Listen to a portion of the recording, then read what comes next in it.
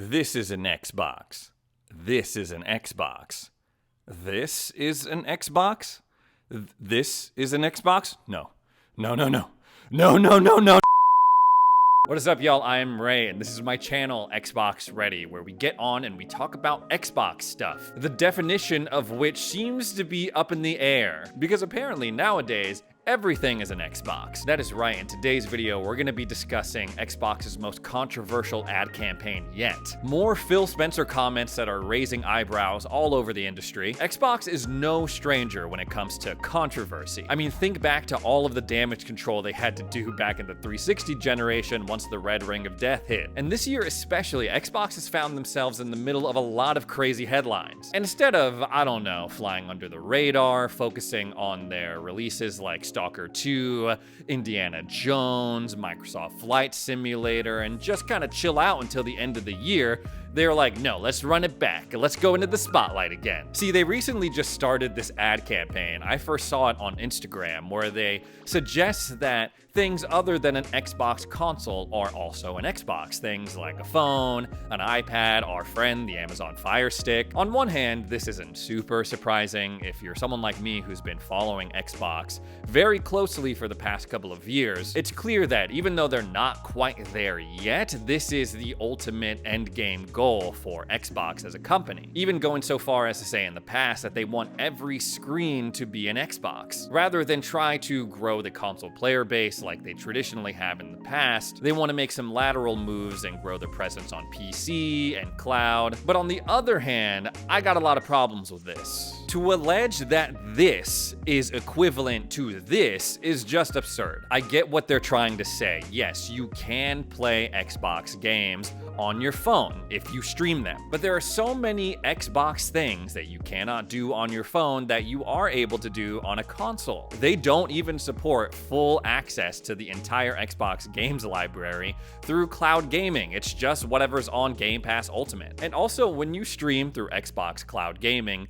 you have to put up with lower resolution, lower frame rate, lower bit rate, and sometimes controller input lag. Are those things we really want associated with the Xbox experience? Don't get me wrong, cloud gaming has potential. I think it's a really cool idea, but it's just not there yet. It's not ready for the big time like this. I've done a lot of cloud gaming content, and while yes, in some cases it's really cool, at most it is a supplement, a bonus for anyone who's currently subscribed to Game Pass Ultimate. The biggest fan of cloud gaming through the Amazon Fire Stick is probably my wife. There's no way that she would pay $20 a month on her own to play her Xbox games when we have a Series S. This is also kind of misleading in a way. Again, this is not an Xbox in my opinion. This is a device where you can access Xbox cloud gaming if you have Game Pass Ultimate. Without a subscription, this is useless if you're trying to make an argument that this is an Xbox. An Xbox console is still an Xbox even if you're not subscribed to Game Pass,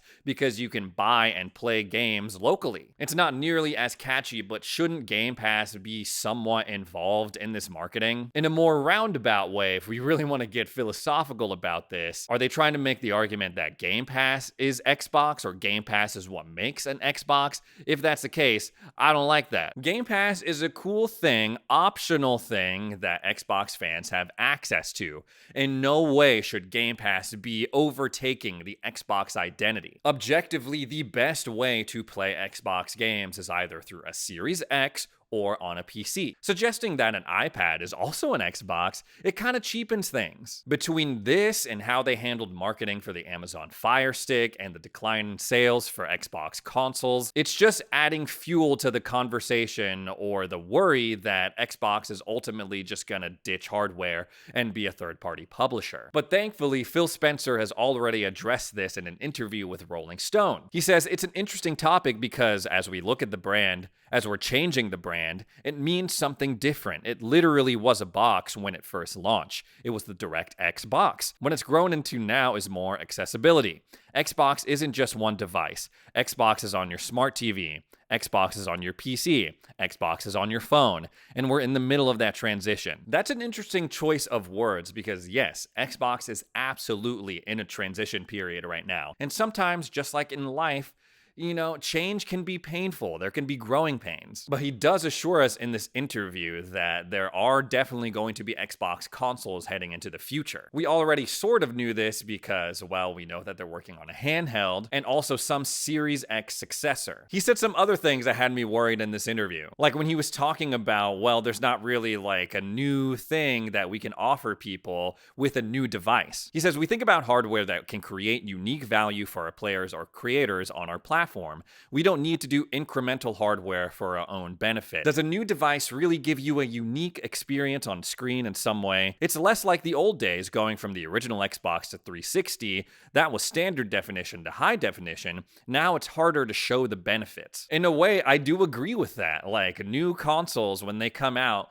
they don't give that like eye-popping, oh my gosh, this is crazy leap like we used to get. Look at the PS5 Pro. A lot of people are saying, yeah, this is cool and all, but like, is it really worth $700? But the fact that Phil Spencer is saying that, I'm like, wait, what's going on here? You have Sarah Bond saying that they're working to bring us a console that's going to deliver the largest technological leap in console history, even bigger than the leap, I guess, that Phil Spencer is talking about from standard to high definition from the Xbox to the 360. But then Phil Spencer is like, yeah, that kind of stuff doesn't really exist anymore, so who do we believe in this situation? He also mentions that the console market isn't really growing and that while they love that player base, they're looking elsewhere, like to PC and cloud. And typically when a company is saying, no, the growth isn't here, it's over there, that's not typically good news for the stuff that's over here, the stuff that's not growing. And he also mentioned that the biggest games aren't tied to a single platform, which is true. Games like Fortnite, Call of Duty, but I really don't think that a platform holder should be concerned with chasing this white dragon of like,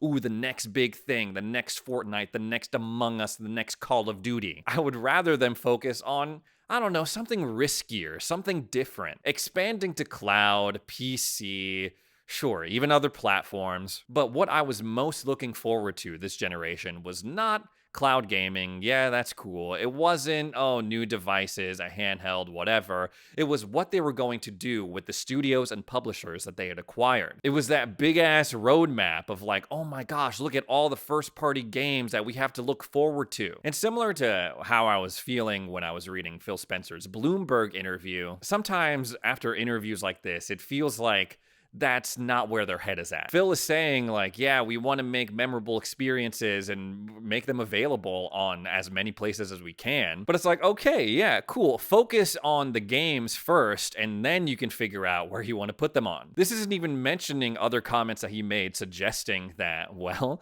there is no game that is currently off limits when it comes to porting them to PlayStation 5. Is a PlayStation 5 an Xbox? Is a Nintendo Switch an Xbox? Because just like your phone, you can play Xbox games on them. Other people have brought this up, but I'm getting similar vibes between this and the start of the Xbox One generation. The way I put it in my last video was that, well, a lot of the marketing involving the Xbox One console was like, oh yeah, you can use it to watch TV, you can use it, you can tell it to switch to like your favorite workout program, it's gonna be something for the whole family, and yeah, sure, you can play games on it sometimes. Jez Corden mentioned that they went really hard on an all-digital library at a time when that wasn't really cool, and while yes, we eventually got to the point where the majority of games are sold digitally, Microsoft during the Xbox One generation went a little bit too hard on it when they probably shouldn't have, leaving them open to counterattack from PlayStation marketing. You can argue that's exactly what's going on right now. They're going hard on cloud gaming when it's not quite there yet,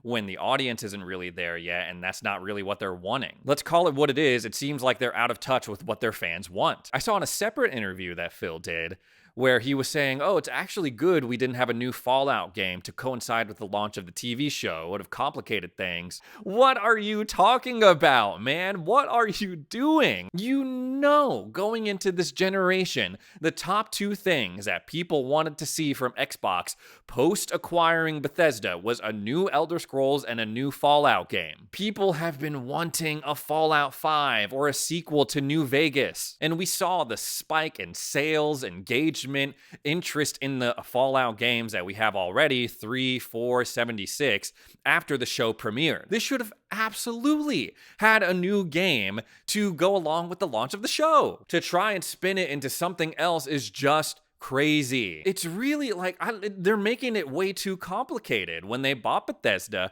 they should have went in there and said, hey, I know that you want to make this space game with some of the most boring procedurally generated content gamers have ever seen, but what we really need you to do, what fans really want you to do, is make Elder Scrolls 6, and you guys over there, you go make Fallout 5. Hey, how about we bring you over to Obsidian, and you can all work on a sequel to New Vegas or another spinoff. So many baffling things, like we had developers at Arcane Austin hoping that Xbox would come in and kill Redfall because they were like, we don't like this game, we don't think it's good, we just want a fresh start. But they were like, no, you gotta ship Redfall. But with a studio like Certain Affinity working on the Halo Battle Royale, a studio where the developers were like, yeah, we thought the Battle Royale of Halo was really cool, we thought people would like it, we had a ton of fun working on it and testing it ourselves.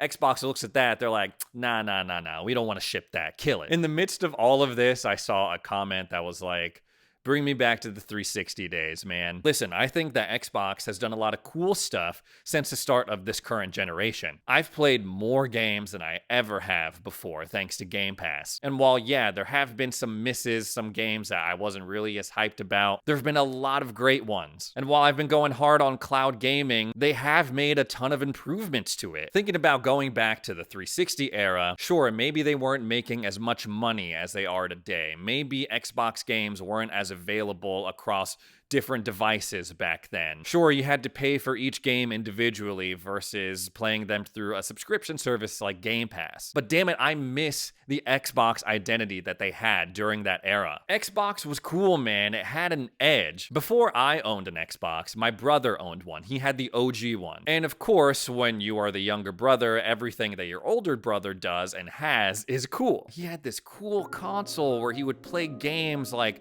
Halo and Max Payne, and later on Gears, where you could literally saw someone in half with a gun. That shit was awesome. Nowadays they're like, no, we're not just about shooters, we're not just about like gamer bros, this is a platform for everyone. Which, yes, I see the merits in that, the more the merrier. Give me the Xbox that apparently started the console wars as a freaking marketing ploy. Give me the Xbox that was like into this arms race mentality of like, we gotta have the best games. That is the only way that we are going to attract players away from PlayStation and convince them to buy an Xbox. That competitive aspect is what I miss. Not like the Twitter console war freaking stuff. I don't like that. Literally thinking less of someone for buying a different plastic box from you, that is lame. No, I'm talking about the competition from the companies themselves. Their insatiable drive to deliver us really great games, memorable experiences in the hopes that it would attract customers. Not like, oh, if we put it on your phone, you'll play it, right? Back in the 360 era, if Peter Holt came out and was like, yeah,